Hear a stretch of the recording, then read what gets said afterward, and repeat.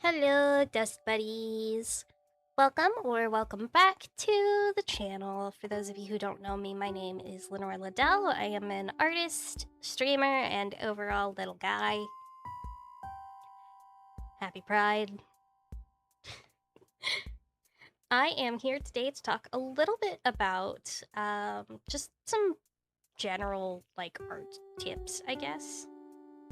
For those of you who don't know, I've actually included this pretty specifically at the very start of this, the 3D model that I use. Oh, scary.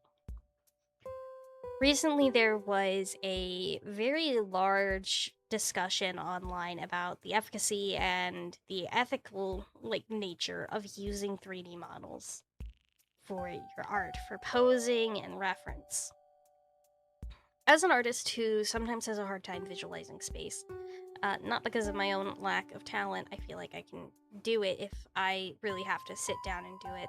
But in the case of wanting to do something kind of quick and get you a video that doesn't take 10 billion years, I kinda have to sometimes make use of tools that assist me. In this case, 3D models. Now, when it comes to using 3D models, I think it's important to keep in mind that 3D models are a tool.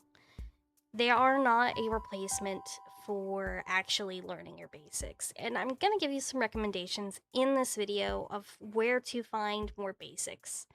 My art is heavily stylized, but I have done painted works and a few other things to really push myself into basics. This was in my past when I'm more focused on physical art and physical media rather than digital. But as a digital artist, I still find there to be a merit to learning your basics.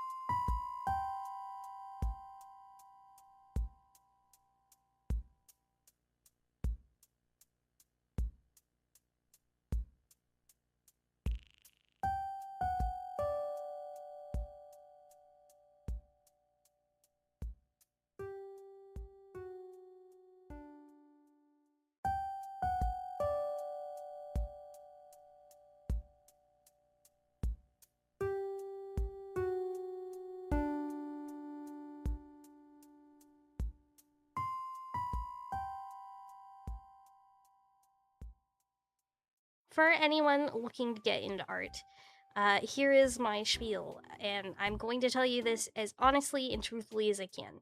I think everybody can do art.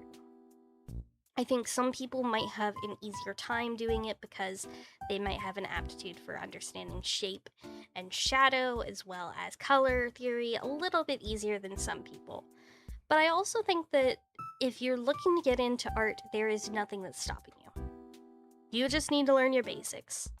And one thing that I was taught when I was learning how to draw a little bit more properly was the idea of drawing whenever, wherever. This is genuinely one of the things that helped me kind of visualize what I was doing a little bit better. Is I used to keep a small pocket-sized sketchbook in my bag, and anytime I felt the need to draw or I saw something neat, I would pull it out and sketch it. Simple as that. You can do it on post-it notes, you can do it on receipts. If you have a piece of paper and you see something cool, I always recommend sketching it if you're out and about. When it comes to digital art, I think the thing that I would tell people the most is to start low, go high.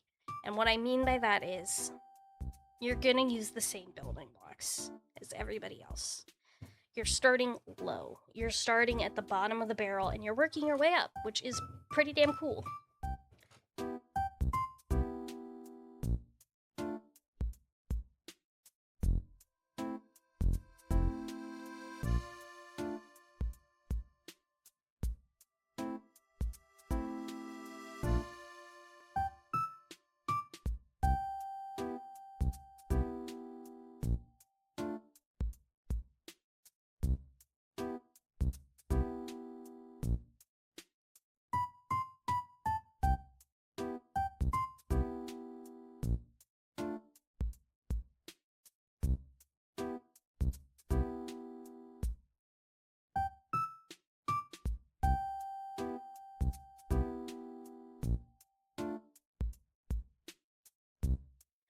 You take the basics, which are learning your shape, your form, color, shadow, light, etc.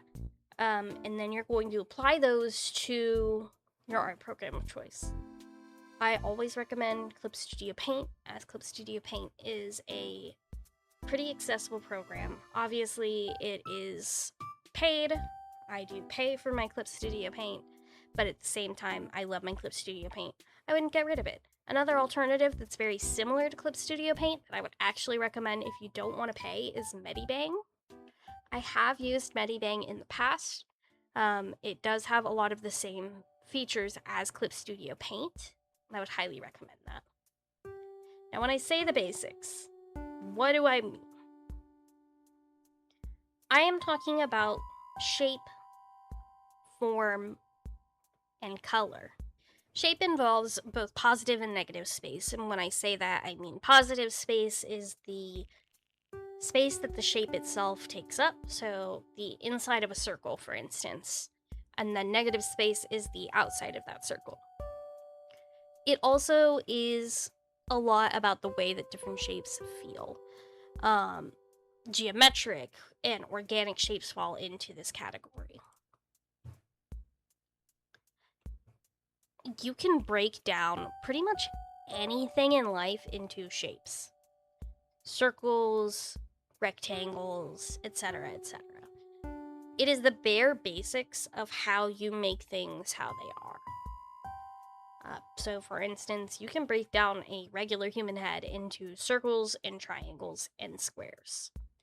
And that's super fucking cool. Form, on the other hand, is a tiny bit different. Form itself refers to the physical three-dimensional volume of an item. So when you look at, let's say, like a shaded cone, you can feel the weight of that and the way that that form is built. It is how things look in space and the amount of depth they have. Something like a flat circle wouldn't have any form, but a sphere that has been shaded will have form. Color is a little bit more complex because color also plays into lighting and a few other things, but the big thing to keep in mind is that color is special. Color dictates emotions. It dictates the way things feel, hot, cold, temperature. It is, like, in and of itself, its own big deal. And I don't always recommend people touch color until they understand a little bit more about value and shape. Now, for some of you, you just want to draw pretty anime girls. I get it. Personally, understand, as somebody who draws pretty anime girls for a living. However, that doesn't mean that you can't figure these out first. I think that one thing that would be very helpful is I'm actually going to link a couple of videos. These are by some creators who do a lot of drawing observation stuff. Specifically, I will be giving you some videos from Picat, Orides, and Tipo? Whatever. I love these guys and the way that they present art. They give great advice. Picat in particular is really great for your fundamentals if you want to watch someone better articulate it.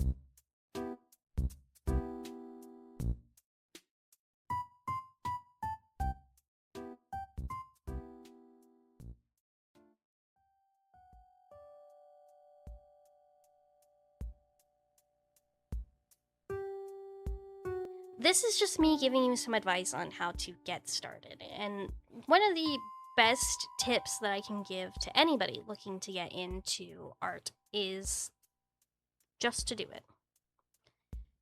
I think that we are marred in this general concept of what is art, what is good art, that we forget that everybody starts somewhere.